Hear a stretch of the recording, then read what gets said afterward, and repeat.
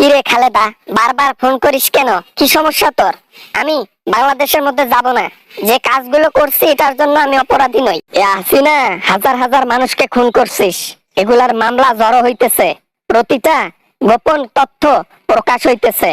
আর এখন শুধু ক্ষমতাটা আসার বাকি। তারপর তোকে যে প্রান্তে থাকিস না কেন টেনে হিচড়ে আনবো প্রশাসন দিয়ে। আমি যা করছি করছি, তোর কাছে না মাপ চাইছি আমি, আমাকে মাফ করে দিস না কেন? চল না বোন, এক হয়ে যাই, এক হয়ে দেশ শাসন করি সেই আগের মতো। আমি যা করেছি তা ভুলে গেছি, আর কখনো এমনটা করব না যা আগে করেছি। তুই একটা খুনি, তুই একটা নরপিশাচ, তোর মতো লোকের সাথে সম্পর্ক রাখবো আমি? কখনোই না।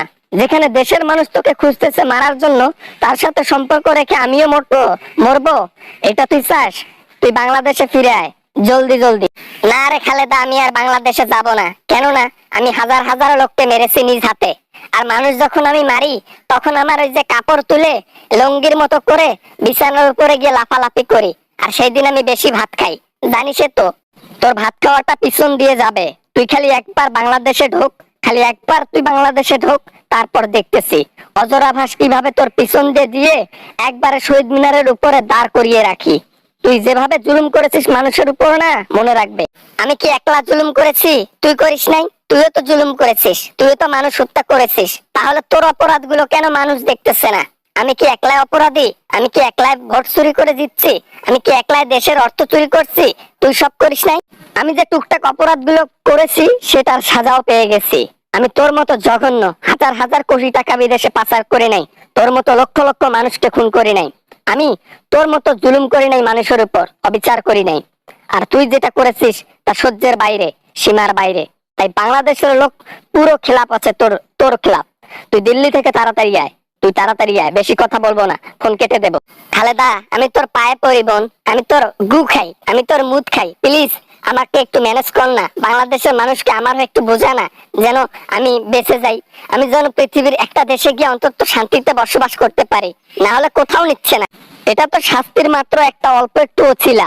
তুই যে অপরাধগুলো করেছিস, এর অপরাধের শাস্তি তো এখন শুরুই হয় নাই, তাতেই এই অবস্থা। প্যান্ট ভিজে যাবে।